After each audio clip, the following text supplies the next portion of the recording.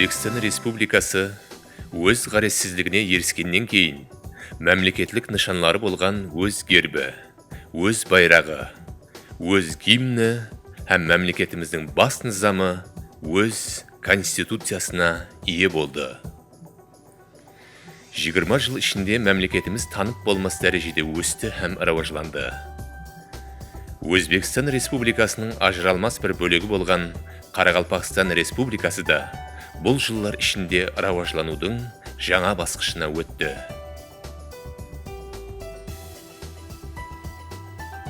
Қарақалпақстан Республикасы Өзбекстанның арқа батысында, Әмударияның құяр аяғында жайласқан суверенлі республика. Оның жер майданы 167 мың квадрат километр болып, мәмлекетіміздің 37% жер майданын иелейді. Халқының саны 1 700 000-нан асып баратыр. Қарақалпақстан оға да көп жер асты байлықтарына ие. Олардан нефт, газ кәнілері, алтын, уран, темір һәм басқа да жер асты қазылма байлықтары халық игілігіне жұмсалмақта.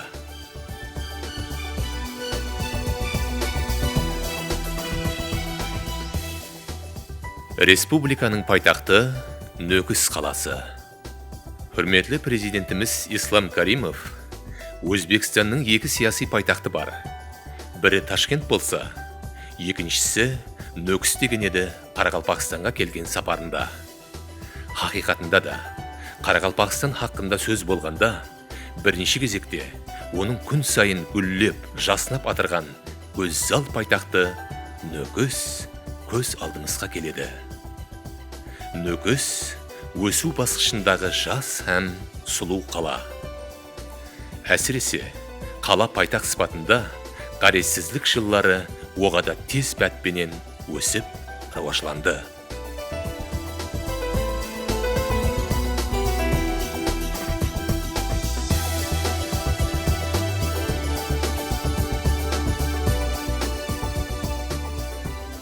Тарих кино жылнамаларын ізге қайтарып көз жіберсек, Нөкістің тар көшелері міслі бір ауыл келбетін естетер еді. Әттекі жақын өтміште де Нөкіс қаласы пайтақ атын көтергеніменен шын мәнісінде мақтаныш етерлік дәрежеде болмағаны ешкімге сыр емес. Қаресіздік жыллары пайтақ дерлік қайтадан құрыла бастады. Ескіріп, тозуы біткен жайлардың орнында жаңа имаратлар бой тікілеп, сұлу сәнлі көшелер пайда болды. Бүгінгі Нөкіс тек қана пайтақ тұрғынларының емес, ал бүткіл Қарақалпақ халқының мақтанышына айланды. Бұл қала пайтақ сыпатында бүткіл Қарақалпақстанлылардың бірнеше әулетларының мәдениетін, сана сезімін раважландыруға, көркем өнер дүниясын тануына үлес қосқан. Нөкіс қаласы соңғы жыллары экономикалық, социаллық, мәдени жақтан жақсыланып бармақта. Жаңадан бой тікіліп атырған имаратлардың жоғары талғам һәм көззал дизайнерлік көріністері қаламызға тағы да шырай енгізді.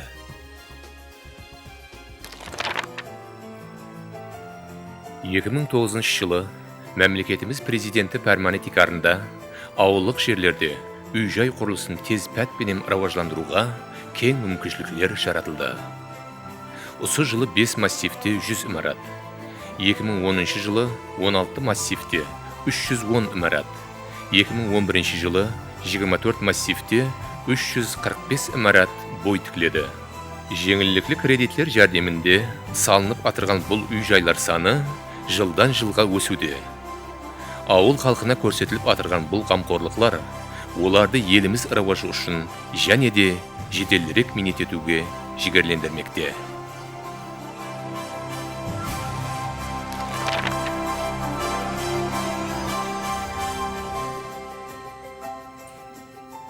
Қаресіздік жыллары мәмлекетімізді сырт елдерменен байланыстырушы автомагистраллар құрылысына айрықша ітібар берілді. Гүзар Бұқара Нөкіс бейнеу автожолы құрылысында 587 миллиард сумнан зият жұмыс көлемі орынланды.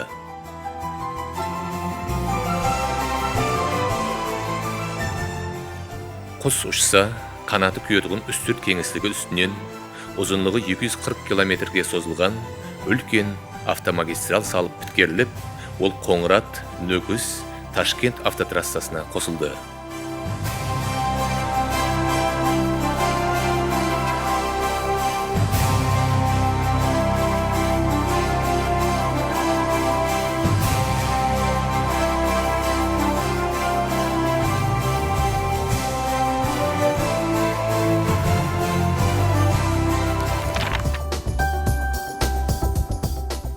Республикада санаат өнімдерін істеп шығаруға айрықша көңіл бөлінбекте.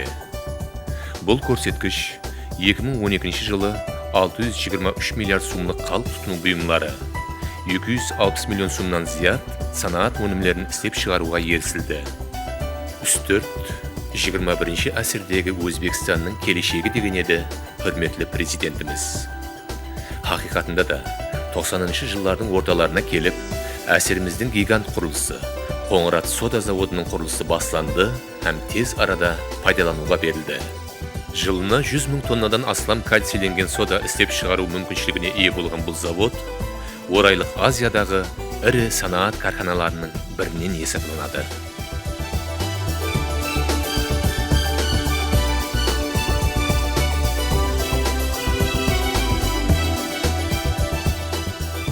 Сонымен бірге Үстірт баурайында зерттеу жұмыстары давам етті. Нәтижеде, Үргеде һәм Қарашолақта газ кәнілері ашылып, ол халық игілігіне қызмет ете бастады.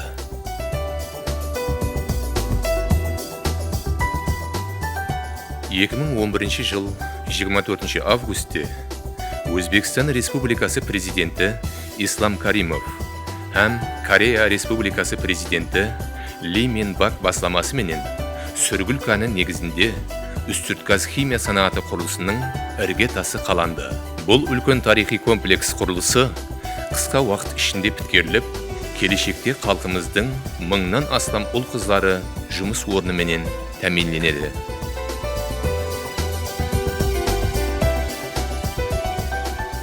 Сыртқы экономикалық байланыстар жыл сайын раважланып бармақта.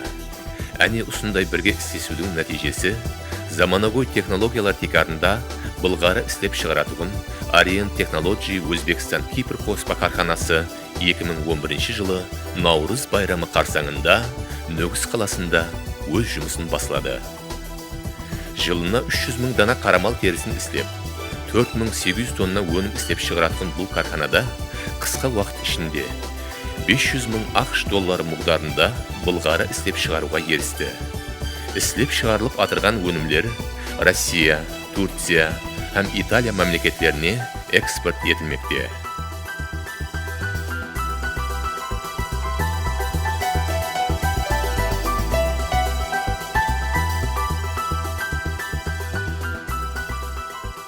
Туран Хожелі ашық түрдегі акционерлік жәмиеті 2012 жылдың 9 айы ішінде 4244 тонна ағартылған май, 10115 тонна шұрот істеп шығаруға ерісті.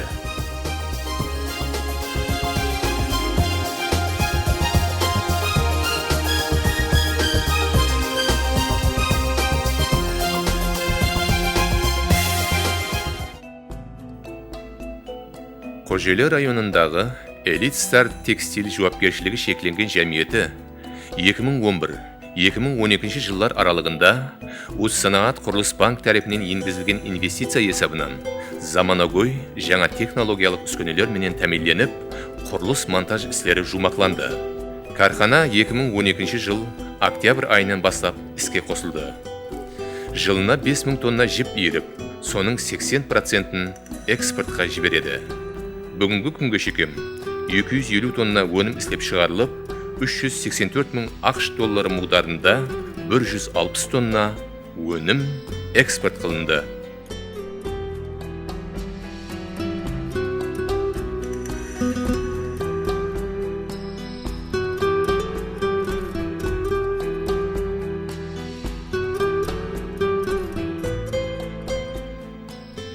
Корея Республикасының Samsung Electronics компаниясы менен бірге іске түсірілген White Mission Technology қоспа карханасының ашылуы үлкен тарихи уақия болды. Өзбекстан Республикасында бірінші мәрте шаң жұтқыш істеп шығару, сондай-ақ халықтың бұл өнімге болған талабын қанағатландыру мақсатында іс бастап жатырған бұл кархана жыл давамында 100 мың дана шаң жұтқыш істеп шығару қуатына ие.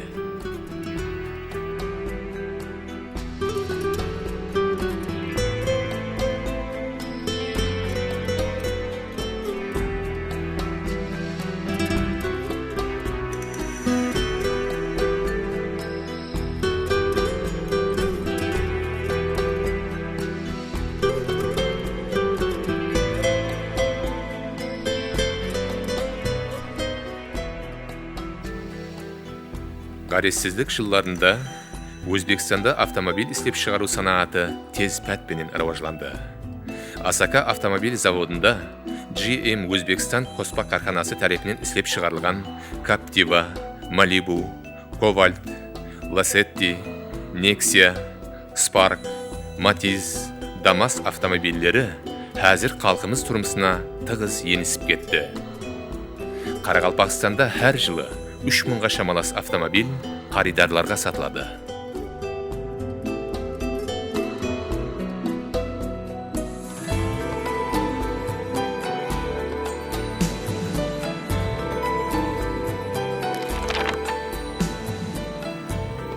Ауыл қожалығын заманауи, жоғары өнімдарлы техникалар менен тәмінлеу мақсатында Өзбекстан Республикасы Министрлер Кабинетінің 1999 жыл 30 октябріндегі 486 санлы қарары текарында республикамызда 2000 жылы Узқышлық қожалық Машлизинг компаниясының Қарақалпақстан филиалы түзілді.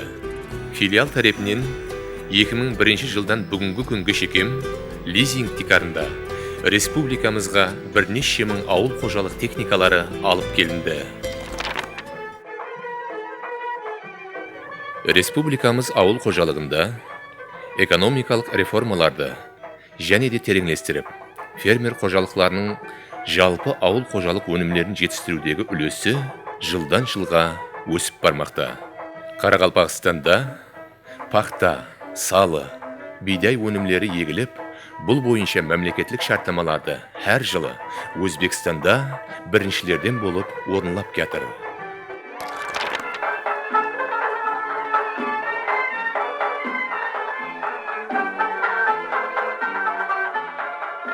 Біздің жеріміздің топырағы хасыл, шаруашылыққа қолай. Ешбір жерде ұшаса бермейтұғын хасыл терілі қаракөл қойлары бағылады. Бұнда жерімізде өсетуғын от шөплердің һәм судың да караматлы қасиетлері бар.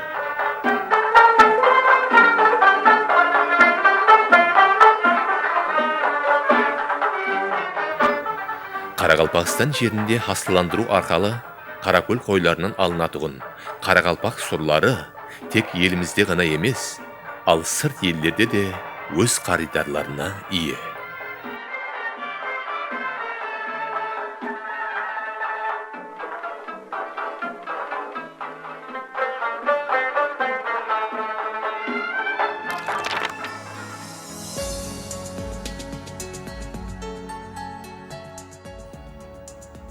Бұрын республикамызда жоғары оқу орындарынан тек қана Бердақ атындағы Қарақалпақ мемлекеттік университеті һәм Нүкіс мемлекеттік педагогикалық институты болған болса, бүгінгі күнде Ташкент мемлекеттік ақпарат технологиялары университетінің Нүкіс филиалы өзінің дәстепкі қанегелерін жетілістіріп шығады.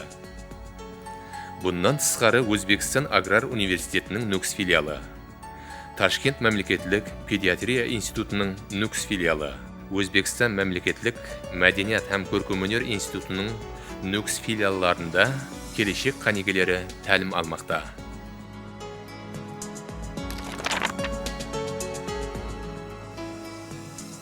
Пайтақтымызда һәм барлық районларда кәсіп-өнер колледжлерінің ашылуы республикамыз жастарын әр қилы қанегеліктерді үйретуде әһмиетлі орынды тұтады. Колледжлер заманауи оқу құралдары һәм технологиялар менен толық тәмінленіп, жастарды кәсіпке, өнерге үйрету сапасы да жылдан жылға раважланбақта.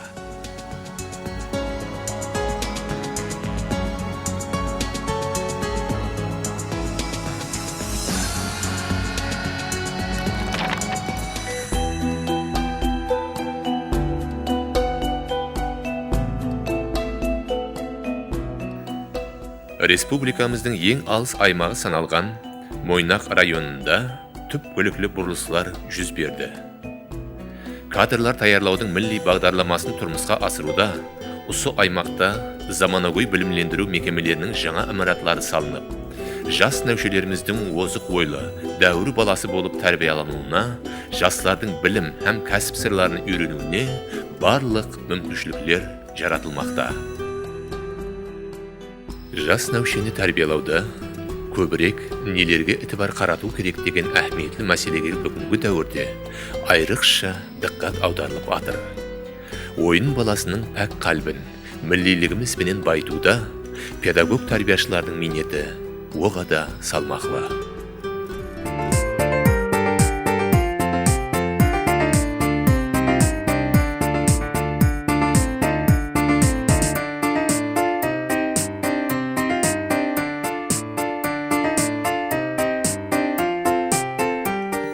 2004-2009 жылларда мектеп білімлендіруін рауажландырудың милли бағдарламасын әмелге асыру іләжілері хақында президентіміз пәрманы қабылданғаннан кейін республикамыздағы тозуы жеткен мектеплердің орнына жаңа мектеплер салынды.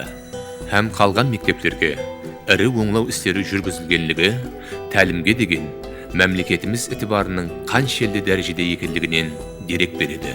Мойнақ районлық халық білімлендіру мекемелері қызметін методикалық һәм шөлкінлестіру бөліміне қарасылы бірінші санлы ұлыма білім беру мектебінің бастауыш класс мұғалімі Васякина Ирина Михайловна көп жылдық тәжірибеге ие ұстаз. Қарақалпақстанға минет сіңген мұғалім, білімлі, рухи дүниясы бай жастарды тәрбиялауды бас мақсат еткен ұстаз минеті өз жемісін беріп атыр.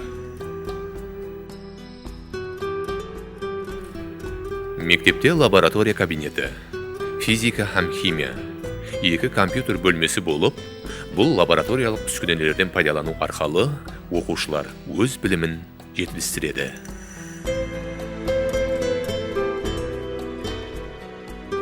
Районның қайсы орнына бармайық, ол жердегі әр түрлі түске дөніп тұрған 2-3 қабатлы имаратларға көзім түседі. Сөзсіз бұл имаратлар келешегіміз болған жастар үшін барлық қолайлықларға ие білімлендіру ошағы болған мектеп яки колледж екендігінен дәрек береді. Айрықша атап өтетін болсақ, Мойнақ санаат транспорт кәсіпөнер колледжі жұмыс бастап, онда бүгінгі күнде нефт һәм бұраулау бөлімі ашылды. Жастарды кәсіпөнерге бағдарлауда колледждің осы елетті ашылуы да үлкен тарихи уақия болды. Келешегі айдын дәуір жастары бұл оқу орнынан жетік қанеге болып камал табады.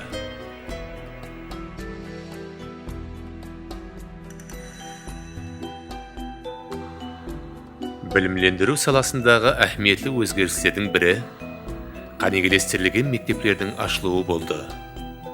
Осындай мектеп Қанлыкөл районы орайында да ашылды. Бұл мектепте оқушылардың қайсы пәнге қызығушылығына қарай сол пәннен тереңірек білім беріп, тарауларға даярлау методлары әмелге асырылмақта.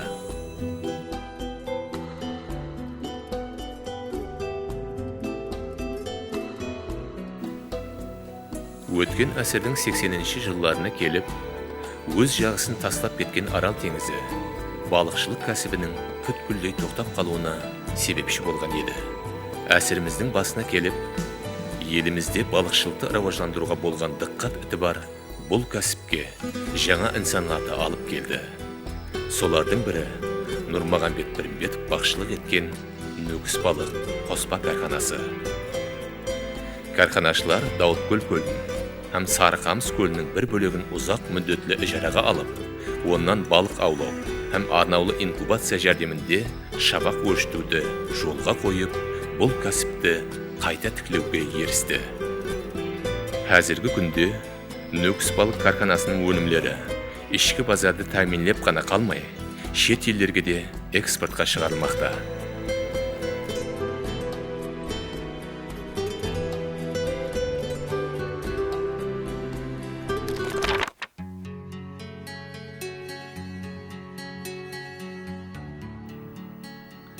Республикамыздың шеткі аймақларының бірі Шоманай районында да әр тәреплеме заманауи, сұлу һәм қолай тұрақ жайлар менен халыққа тұрмыс қызметін көрсетуші объектілерді көплеп ұшыратуымызға болады. Бір уақытлары біздің ауыл Шоманайдың бойында бізге бір қыршымай түйнек жіберсін деп қосыққа шығып жүрген елсіз күнсіз Шоманай даласы бүгін ұсындай сұлу қалашаға айланды.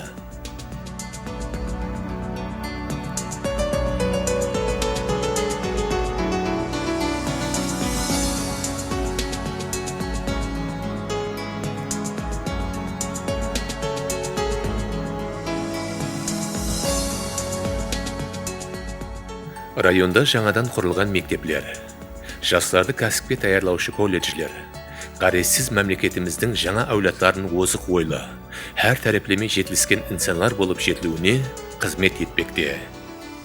Район орайынан ашылған балалар музыка һәм көркем өнер мектебі талантлы жастарды бір жерге жәмледі. Көркем өнер дүниясының сән әлуан сырлары менен танысып, дәстепкі түсініктерін осы жерден баслайды.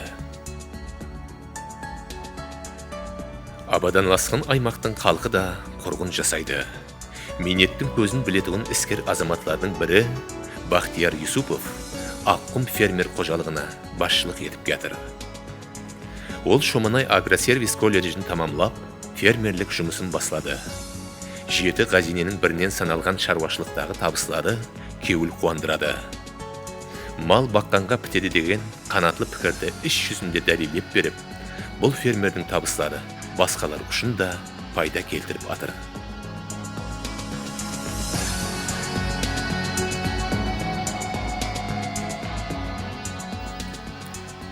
Биылғы ауыл қожалығындағы табыстары жоғарғы көрсеткіштерге ерісіп, үкіметіміз тарапынан техноло маркалы мотоциклі менен сыйлықланды.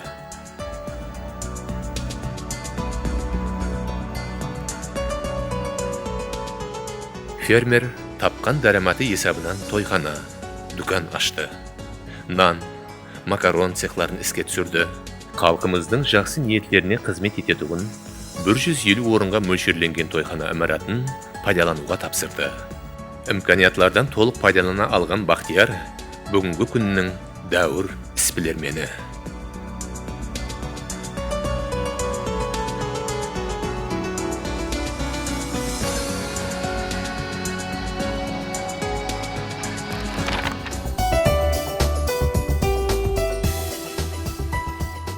Еллікқала районы республикамыздағы ең жас, жаңа шаңырақ көтерген районлардың бірі.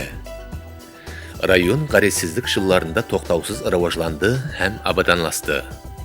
Шөлістанда пайда болған Бостан қаласы бүгінгі күнде тек Қарақалпақстан халқының ғана емес, мемлекетіміздің белгілі зиялылары келіп көруге хәуес ететуін құтлы дәргайға айланды. Естеліктер қалашасы болған бұл районда 2012 жылы Әсерлер сазасы фестивалінің өтуі үлкен тарихи байрам сыпатында һәм менің есінде қалды.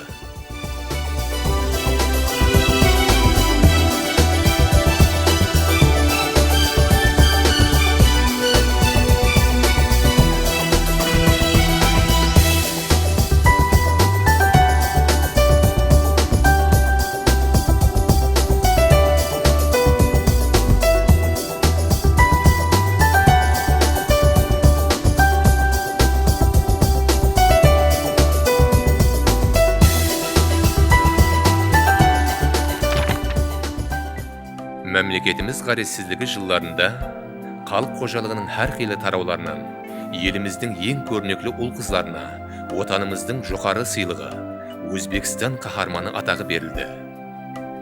Солардың ішінде Қарақалпақстаннан аналықты һәм балалықты қорғаудағы жемісті минетлері үшін акушер-гинеколог шпакер Анесия Саитова республикамызда біріншілерден болып, бұл хүрметлі атаққа ие болды. Бұл жоғары сыйлық бүткіл Қарақалпақстан медицинасына көрсетілген үлкен хүрмет еді. Өзінің айрықша пидайлығы, жоғары инсани қадіриятлары менен тек қана отанымызда емес, бүткіл жаһанға даңқ еткен әжайып инсан, хүрметлі ұстаз Алланияз Өтенязов халық тілінде де хақиқи қаһарман еді. Өңірінде алтын жұлдыз жарқыраған бұл инсан өмірде мәңгі өшпес із қалдырып кетті. Өзбекстан һәм Қарақалпақстан халық жазушысы Төлепберген Қайыпбергенов Қарақалпақ халқының ұзақ өтмішін көркем образлар арқылы бүгінгі әулетларға жеткізуде хақиқи отанкөрлікпенен қызмет етті. Өзбекстан қаһарманы болу бақытына миясар бұл ақсақал жазушымыз бірнеше ондаған құнды шығармаларын келешек әулетқа мирас етіп кетті. Әрбір дәуір өзінің әжайып инсанларын дүнияға келтіреді. 19-ші әсір Қарақалпақ халқына Күнқожа, Әжнияз, Бердақ сияқлы сөз зергерлерін берсе, 20-ші әсір Ибраим Юсуповтай әдебият аспанының жарық жұлдызын дүнияға келтірді. Мемлекетіміз президенті Ислам Каримов оның тәкрарланбас талантын жоғары бағалап, оның өңіріне алтын жұлдыз тақты.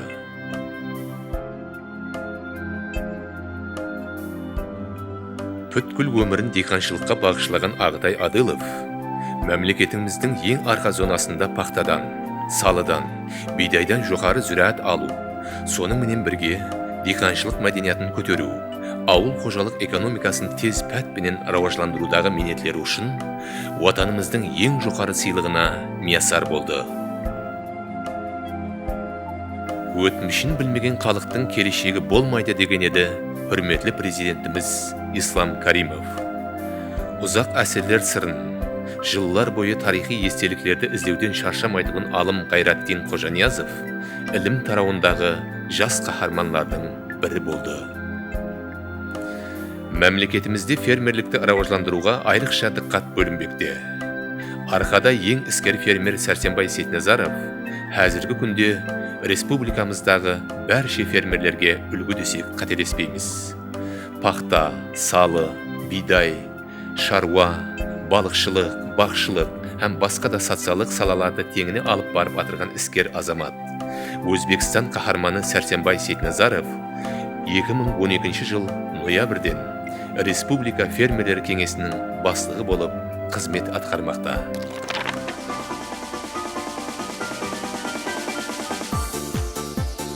Қарақалпақстан телевидениесі Германиядағы Siemens компаниясының соңғы заманауи техникалық үскөнелерімен тәмінленіп, һәм техник қызметкерлердің қанегелігін арттыру жолға қойылғаннан кейін, көрсетулерді халыққа жеткеріп берудің сапасы да жоғарылады.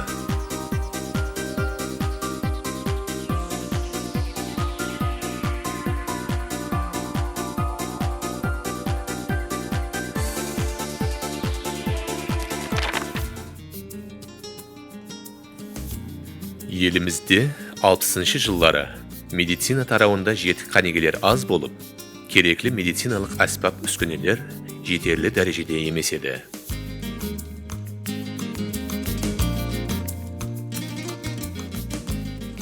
Бүгінгі күнге келіп, медицина тарауы бұрын көрілмеген дәрежеде рауажланды. 2012 жылдың 1 июль есабында республикада 49 емлеухана, 312 амбулатория, поликлиника мекемелері қызмет көрсетпекте. Ғадетсіздік жылдарындағы өткерілген реформалар нәтижесінде республикамыздағы талапқа жауап бермейтін ауылдық жерлердегі 118 бірлемші емлеу профилактика мекемелерінің қызметі тоқтатылып, олардың орнына заманауи ауылдық шипакерлік пунктілері шөлкімлестірілді. Республикалық қыстаулы медициналық жәрдем урайы Нөкс филиалы Ислам рауажлану банкі қаржылары есабынан 1 миллиард 964 миллион сумлық һәм райондағы бөлімлері ковид фонды қаржылары есабынан 2 миллиард 349 миллион сум мағдарындағы заманауи медициналық әспап үскөнелер менен тәмінленді.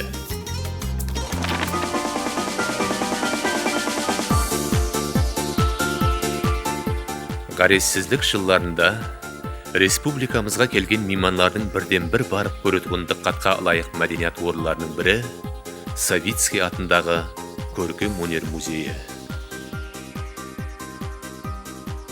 Музей ең бай экспонатларға ие болып, орайлық Азиядағы музейлер ішінде айрықша әхметке ие. Ғадетсіздік жылдары музей дүнияның бір қатар елдерінде өз көргізбелерін өткеріп, халқымыздың бай мирасларын дүния халықтарына танытуға мияссар болды.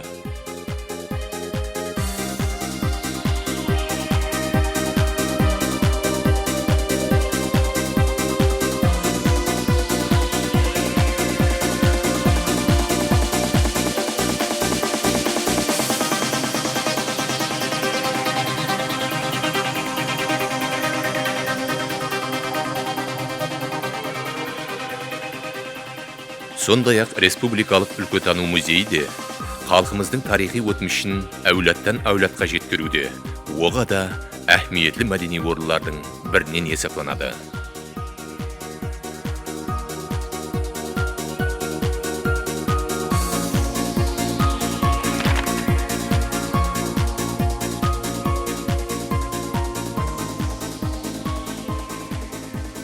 Бала қалбіне қуаныш бағышлайтын. Міслі ертеклер қалашасын естететуін жастар демалу орайында жазғы амфитеатры һәм балалар спорт комплексінің бой көтеруі шын мәнісіндегі рауажланудың тикары. Біздің келешегіміз болған балаларымыз үшін осы күнге шейін бұныңдай әжайып дем алу орынлары оға да аз еді. Бұл жас нәушелеріміз үшін ғаризсіздіктің жеміслі сауғасы болды.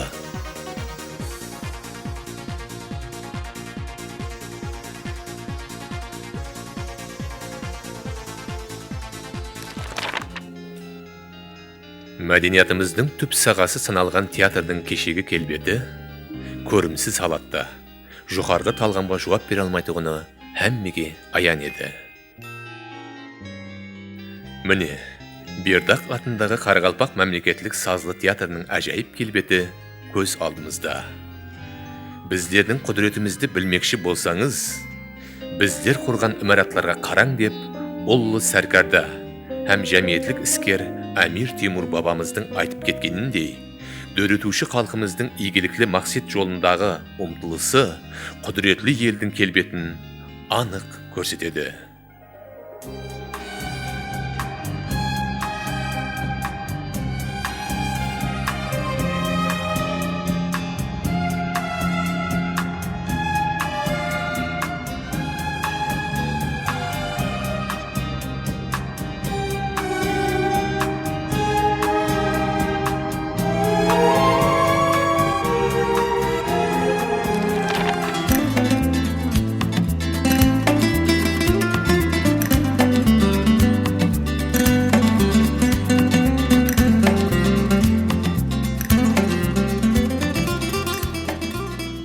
Ешбір нәрсе елді спорт сияқлы жәһәнге танталмайды деген еді президентіміз Ислам Каримов.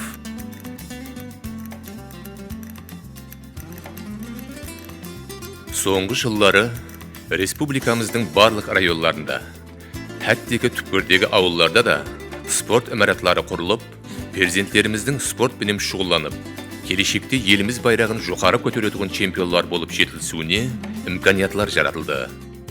Заманауи спорт комплекстерінің көбеюі нәтижесінде спорттың барлық түрлерімен шұғылланушылардың саны жылдан жылға артып бармақта. Солардың қатарында жүзу спортына қатынасушылар қысы жазы үзіліксіз шынығулар өткеру мүмкіншілігіне ие екенлігін айтсақ болады.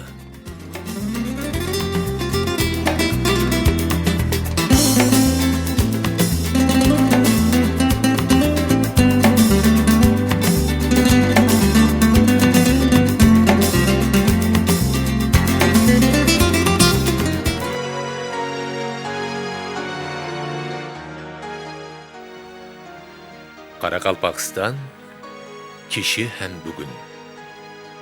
Уақыт шекарасы менен айрықшаланып тұрған бұл дәуір шын мәнісіндегі рауажлануды көрсетіп тұр. Қарақалпақстанның кешегі келбеті бүгін елес болып қалды. Кешегіден бүгін басқаша бір әжайып жәһән көрінер дегендей, келешегі күлім қаққан Қарақалпақстанның нұрлы жамалына жәһән әуес етсе арзиды.